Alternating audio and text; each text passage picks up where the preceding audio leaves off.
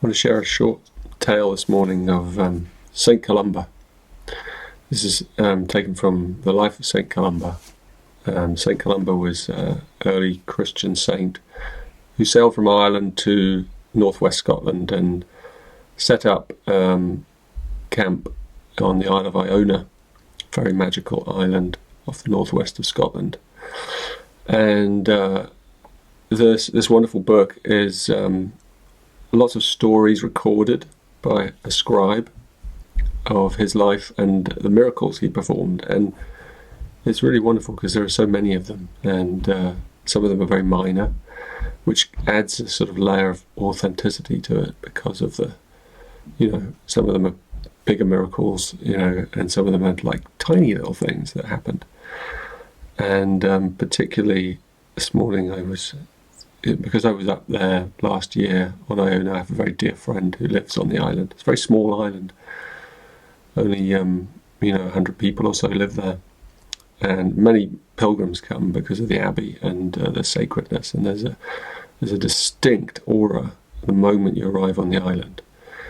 And it's not an easy place to get to either. You have to go across another island, Mull, the Isle of Mull, to get to it. And it's a major ferry journey even just across to Mull from the northwest of Scotland, which is itself very isolated. So it's a special place. And he was obviously an extraordinary man. And the tale this morning is about his passing, and it's just simple but sweet, because he was an old man, and one morning he spoke to his kind of closest disciple, I guess. He was living there really on the island with his monks, and his closest disciple was pushing him around in a cart, because he was a very old man by then, and pushed him around the other side of the island where he wanted to be involved right up to the end of his life in the working of the monastery and support the people and bless the place. And as they were pushing him in his cart to the other side of the island, and then he famously blessed the island and all the people, and that blessing is said to be the thing that creates the holiness. And there's a place, a cross was erected at the place where he blessed the island, and that cross is still there today. And then so he then spoke to his closest disciple about his passing, and he said, I was going to pass this Easter, and my Lord gave me full permission to leave then, and I was ready to go, but then I just didn't want to sully that festival with sadness, so I've waited, and I wanted you to know that I'm going to be leaving tomorrow at midnight, but I'm telling you this, and you mustn't tell anyone else. And of course his disciple wept, and that morning they were in the abbey, and St. Columba, his face lit up in a very inexplicable way, and as he was praying, and he was looking up at the rafters of the abbey, and his monk said to him afterwards, my Lord, what was happening? And he said an angel came and filled the abbey and then left through the tower, and it came to retrieve a loan that it had promised to humanity. And they didn't really know what he meant until the next day, and they realised what the loan was. The loan was his soul.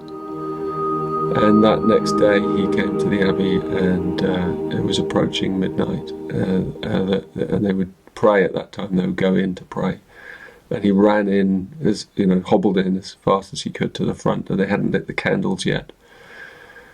And he was somewhere at the front up by the altar, but it was dark. And then his disciple, who knew, came running in. He'd been caught doing something else, and said, "Where's my Lord, my Lord?" And he forced him, pushed his way through down the abbey in the dark, feeling the pews, and made his way to the front, where he found his master dying by the altar. And he called all the monks around, and they all gathered around and held the master as the master was departing, and then the master kind of did his final blessing. He couldn't speak. He just did his final blessing with his hand on all his monks and smiled, and he was filled with light, and the whole place was filled with the light of his passing. And he told a monk previously, there were all these then miracles that took place over the next 3 days as they buried him and did all the rites of passing. And one of them was that one of his monks had said, "When you die, Lord, all the people from all the northwest of Scotland and Ireland will come and celebrate your life and passing." And he said, "No, that's not going to happen." He made a prophecy, and he said, "It will only be at the monks. It will only be my close friends who will be able to celebrate my life and burial."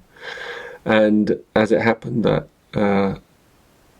after he died, there was a thunderstorm that night. A terrible storm arose, and it cut off the island, so no one could get through. So the monks performed 3 days of rites just with St. Columba. And there were other things, like a saint on the east coast of Ireland, a well-known sage, had a big vision that night of St. Columba passing, and told all his monks that St. Columba has left this night. And there were other accounts of fishermen and people working in the fields and there were many accounts of people that saw this huge pillar in the sky, a pillar of light at around midnight in the dark. This was in June.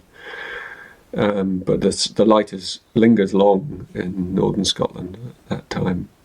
But there's huge events in the heavens. You often hear these stories. So there was all this, panoply with the great man leaving. And he was a very humble man, in fact. And I just thought to share this simple story of his passing, that the great teachers always know exactly when they will pass and when they will depart. Because our lives are measured, and they're measured exactly to every second. And the one that's truly in tune with the rhythm of the inner life can always feel, the timing of the coming and the going of the life force, not just in us, but also in others. And so I encourage you, if you're interested in early Christian saints, like to really one day perhaps visit the Isle of Iona, and you will feel the presence of this being there. And it has a very specific energy, a very pure energy, a white light. And perhaps you could, if you haven't already experienced that, get some of that energy and breathe it into your own soul and be lifted and inspired by someone that lived many thousands of years ago on a remote part of northwest Scotland, but had a vast impact just through his simple devotion to Christ and Christ's teachings. And the spirit of Christ and the spirit of those higher celestial energies lived inside him and inside those who surrounded him and worked with him, the raiment of the Master.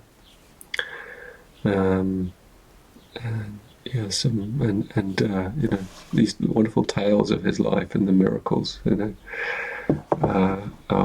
that performed around or happened around it. Oh, one thing I forgot is that as he was the day before, he was sitting resting by this cross, having blessed the island. A white horse, came with a cart.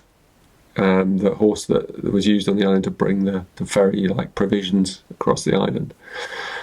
And it came and it put its head in his lap and started weeping.